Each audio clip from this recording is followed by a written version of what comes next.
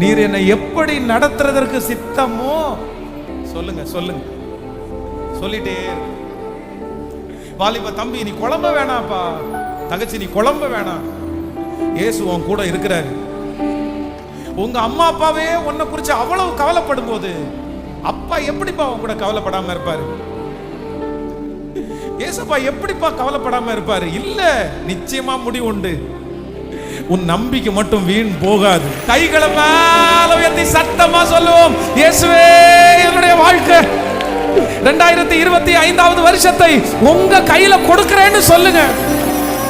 என் தரிசனத்தை உங்க கையில கொடுக்கிறேன். என் எதிர்காலத்தை உங்க கையில கொடுக்கிறேன். எனக்கு என்னன்னு தெரியாதுப்பா. நான் எப்படி போறேன், எப்படி வாங்க போறேன், எப்படி தாண்ட போறேன், எனக்கு ஒண்ணுமே தெரியல.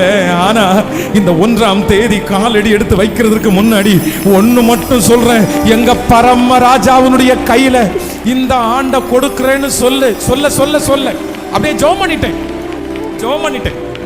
அழகுபடுத்துகிறவர், அலங்கரிக்கிறவர், பாதுகாக்கிறவர், நடத்துகிறவர், பிரமிக்கத்தக்க அதிசயங்களை என் கண்கள் காண பண்ணுகிறவர், உருவாக்குகிறவர், தலை நிமிர பண்ணுகிறவர், சத்துருக்கு முன்பாக எனக்கு ஒரு பந்தியை ஆயத்தப்படுத்துகிறவர், என் தலையை எண்ணெயினால் அபிஷேகம் பண்ணுகிறவர், மனிதர்கள் நினைக்கிறதை விட பல மடங்கு, நான் நினைக்கிறதை விட பல மடங்கு, என் திராணியை காட்டிலும், என் ஞானத்தை காட்டிலும், எனக்கு இருக்கிற உயர்வை காட்டிலும் பல மடங்கு என்னை நடத்துகிற ஒருவர் எனக்கு இருக்கிறார். அதனால் என் கைகள் முழுவதையும் உம்முடைய கரத்திலேயே ஜெபம் பண்ணிட்டேன்.